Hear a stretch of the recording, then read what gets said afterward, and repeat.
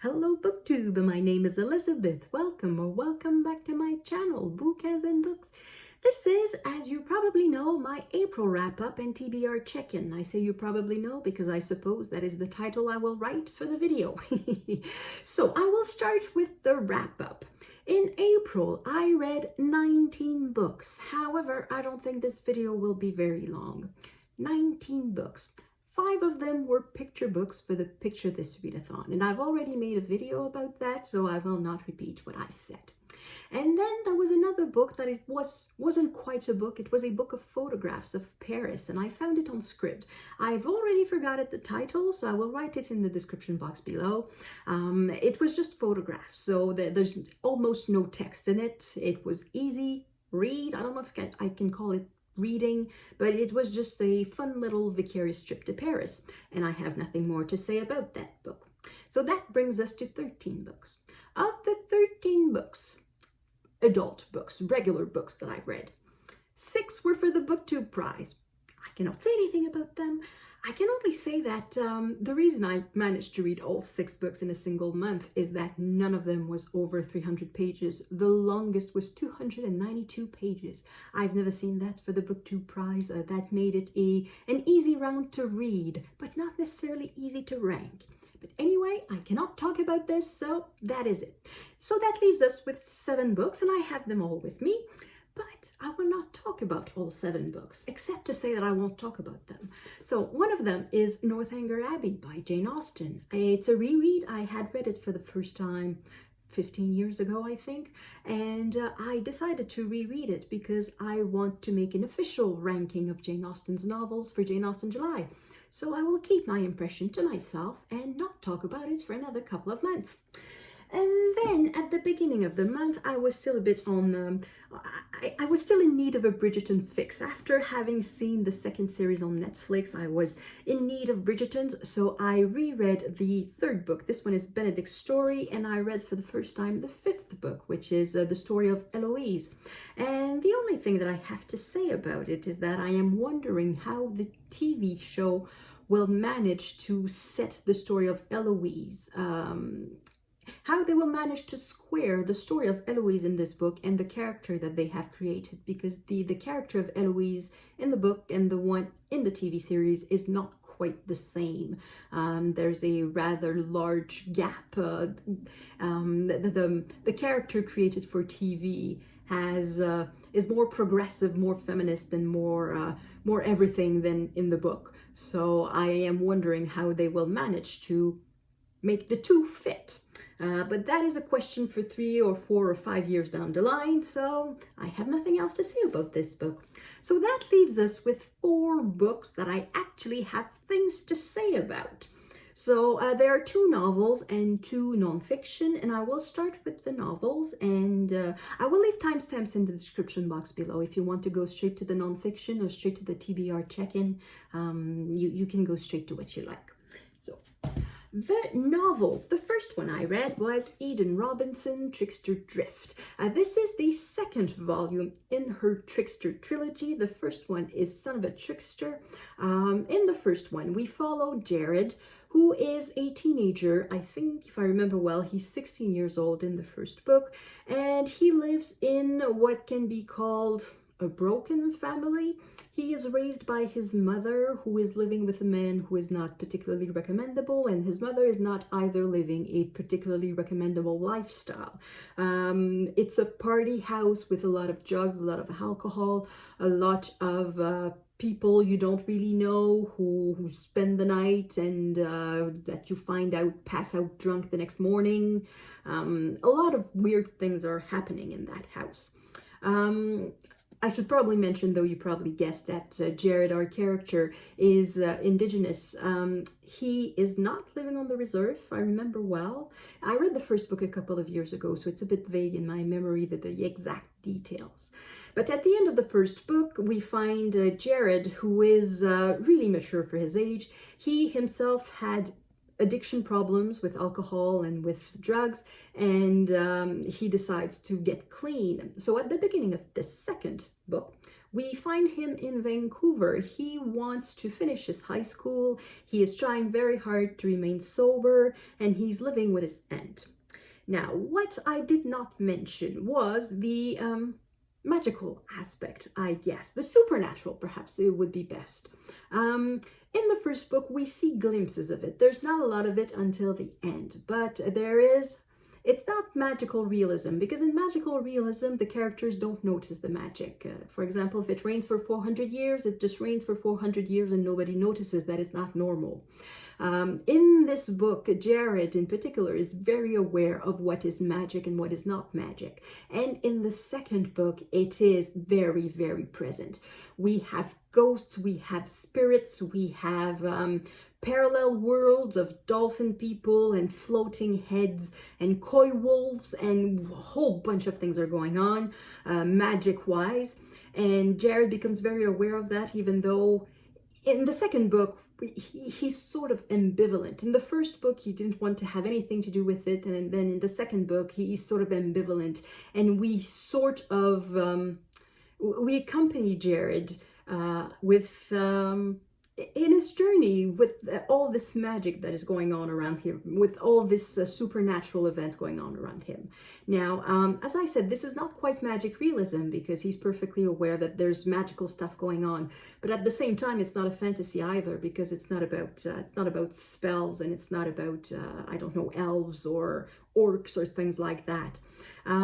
It's more a world where the supernatural world and the real world are one and the same. The world of spirits and the world of the ancestors and the world of the world of beliefs is one and the same with the real world. So this is what we see in this book. So if you don't like that sort of thing, don't bother with the second book. If you were so with the first book, let's say, and that you weren't sure if you wanted to continue, the second book is really about this supernatural stuff. So be prepared for that. Yes, and you need to read the first book before you read the second book. It's not so much plot-wise, though there are some links, but the main events, the main things are recalled for the reader very nicely, very kindly. Thank you very much, Miss Robertson, because I needed it. But you need to have read the first book to understand the relations between Jared and his mother in particular, and to understand the dynamics, I would say, of this extended family. So you need to have read the first book before you read the second book. But I really liked the second book. I think I liked it more than the first one, and now I'm very curious about the third, but I don't have it, so it will wait a little while. And next, I read, The Prime of Miss Jean Brodie by Muriel Spark. This is something that I found in a little free library near me, so I would like to thank very much the person who left that. I really enjoyed this book. It's a thin little thing of about 130 pages. It is set in the 1930s, and we are following Miss Jean Brodie, who is a comic character, but at the same time a tragic character. She's a teacher at a school, a very posh school, and she chose a few of her pupils to be, I've already forgotten the word. Was it her gang? No, it's not her gang. Was it her group? What was it? Anyway, there's a little group of girls that she privileges, that she chooses to be basically her representative, that she decides to mold to her own image. And I love the way it is written.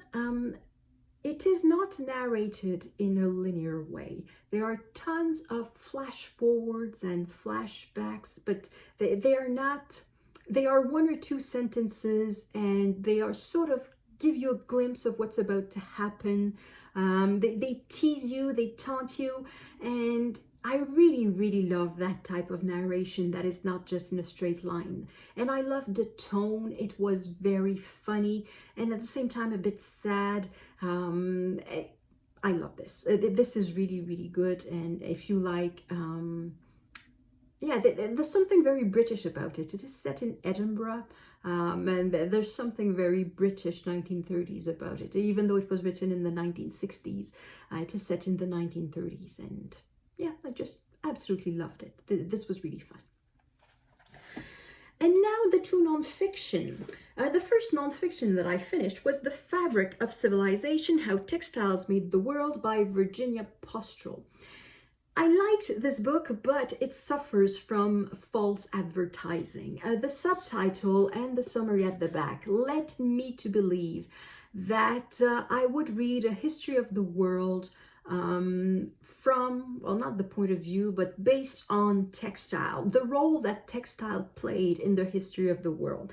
And the things that I was thinking about the role of textile in slavery, because a big part of slavery was picking cotton to provide cheap raw material to factories in England and Scotland, so in Britain. So indirectly, textile, well, quite directly, textile played a big role in slavery. Or another one that I was thinking was globalization. One of the first things to be sent abroad was the manufacture of garments in the 1940s, 50s.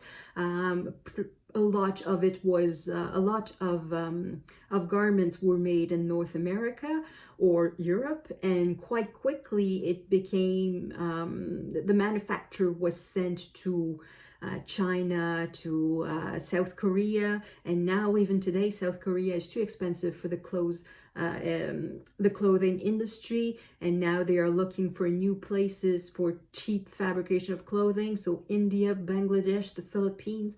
And I thought there would be a mention of the role textile plays in that globalization, but also in the environmental consequences that the garment factory has, because the chemical dyes that are polluting rivers, and the piles of fabric leftovers beside the factories and that sort of thing. But there's barely a mention of that. This is really a history of fabric. So I think that the history of the world through textile, it's completely misleading. It's really a history of fabric, and I thought it was presented in a very interesting way. Instead of being a history of fabric, and we started chapter 1 at prehistory and we finished it in the last chapter to modern times, the chapters were about elements of textile. So in each chapter, the author started as far back as she could and took us to modern times. So the first chapter is about fiber. So the discovery of fiber, the first natural fibers, and all the way to artificial fibers. The second chapter is about thread, because that fiber that we find has to be transformed into thread. So the invention, well, not necessarily the invention, but how thread was made from prehistory to modern days, and then dyes, and then cloth, and trading, and commerce, and consumers, and every aspect of textile one by one. So I thought that was a fun way of presenting it, and I think the main thing I will remember from this book is that the best thing about this book is that it reminds me how much this simple t-shirt is a massive feat of engineering, because it took engineering to create the fiber. There's cotton in this, but there's also artificial fiber, so that was also a feat of engineering. How to create dyes that are to take the fiber completely white and completely black. How to make stripes, and this is a knit, so how to make mechanic knitting, industrial knitting. So all of this makes this simple little t-shirt a piece of engineering that is quite extraordinary, in fact. So I think that book is good to remind us of that clothing that we take for granted is in fact the result of thousands of years of thinking and of industry. And for that book is very good. But as I said, as a history of the world viewed through the prism of textile, that's not it at all. So except for the false advertising, this is a very good book. And finally, the last book that I read in the month of May, and it's really the last book I read, not in May, in April. I read it on April 30th. I gobbled it in one day. It is The Lost City of the Monkey God by Douglas Preston. For Springathon, Doris from Aldi Books made her list, her TBR for the month of May for Springathon, and one of her categories is adventure books. And she talks about 2 books that I've read and one that I want to read, like Turn Right at Machu Picchu. I've read that one, and The Jungle Stone, Stone Jungle, The Jungle of Stone, which is another book that I would like to read, and she reminded me of how much fun these books are, and I had this one on my shelves. So I decided to read it. I remember when I ordered it, it was at a book outlet. Oh, there's no mark on it to prove it, but I got this from Book Outlet for like $6 or $7. And I remember that it was one of the books I was most interested to read in that little pile of books that I had bought. But somehow between the moment I ordered the book and the moment I received it, I had read some reviews, or I heard something about it, that it said that the second half of the book was not about the lost city they were looking for, but about a tropical disease. Well, maybe I should have started by saying what this book is about. It is about a lost city of the monkey god, also known as the White City. It is, well, what they found, the archaeological digs that they are doing. Well, it's not so much digs, they are surveying the land. It is in Honduras, because there had been rumors and legends of a lost white city, of a city of a monkey god, or of cities swallowed by the jungles and things like that.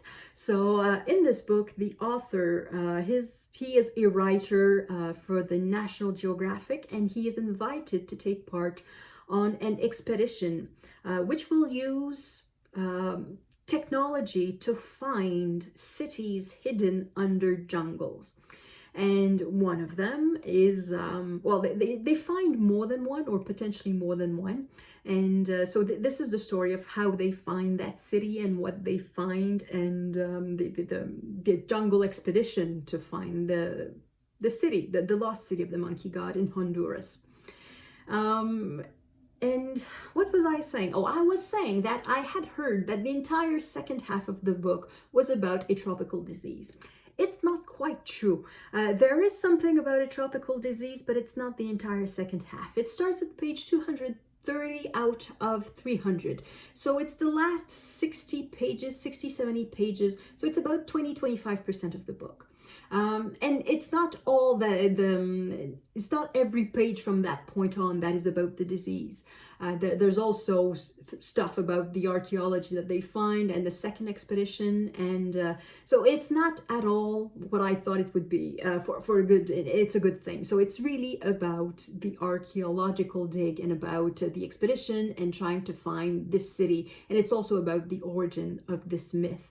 And if there's one thing that is perhaps a little bit disappointing, is that we know very, very little about the civilization or the people who built that city.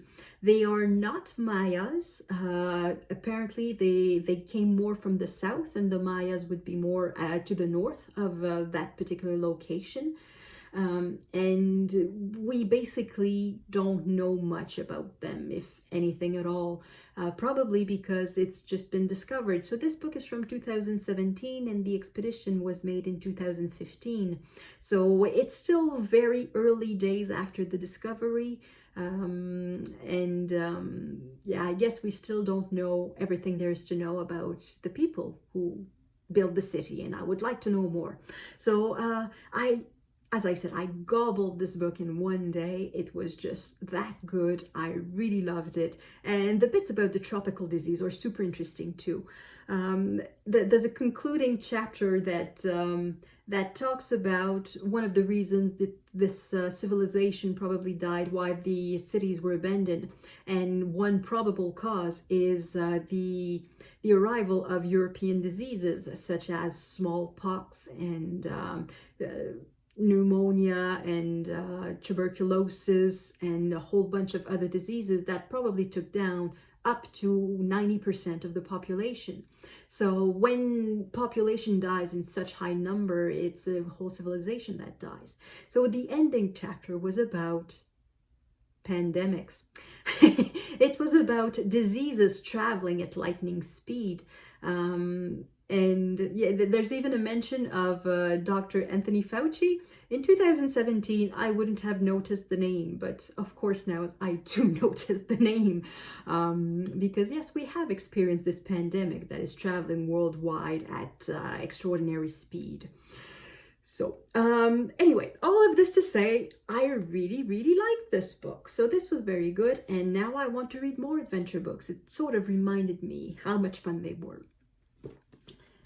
Okay, now for the TBR check-in. TBR check-in, where's my page? So, in the month of April, so as I said, I read 19 books, but I'm not including in the number of books that I read, I'm not including the picture books because they don't really count.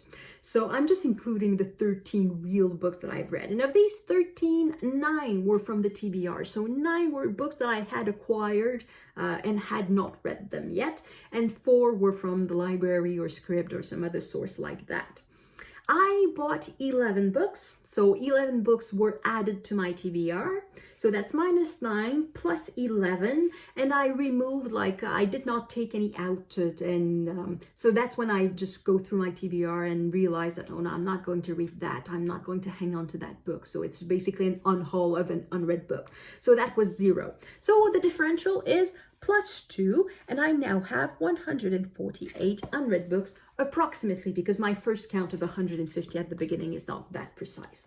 So I have about 148 unread books on my shelves, lying around, just ready to be read.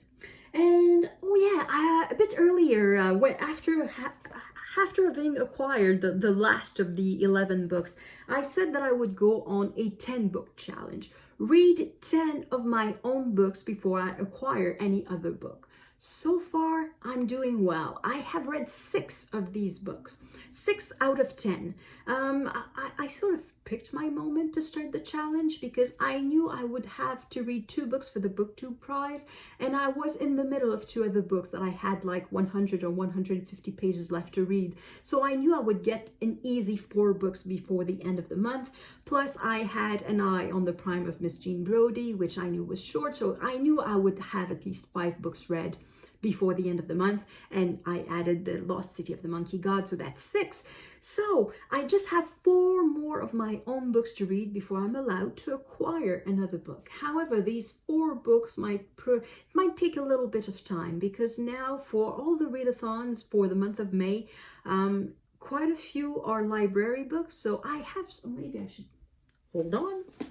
So for the readathon, I have started M by Antonio Scurati, and it is a huge book and it's a library book, so it might be a little while before I get to read other books, but it reads very well. I already have 175 pages read out of 850. There's still quite a bit to go, but it reads very well, and I am really enjoying this. Another book from the library I would like to read. I just received it. It doesn't fit any readathon. It's We Don't Know Ourselves, A Personal History of Ireland by Fintan O'Toole. This is a new release. So if I don't read it in 3 weeks, I don't think I can renew it. So I will probably read it first before I read other things. So that's another book that will not be coming off from my TBR.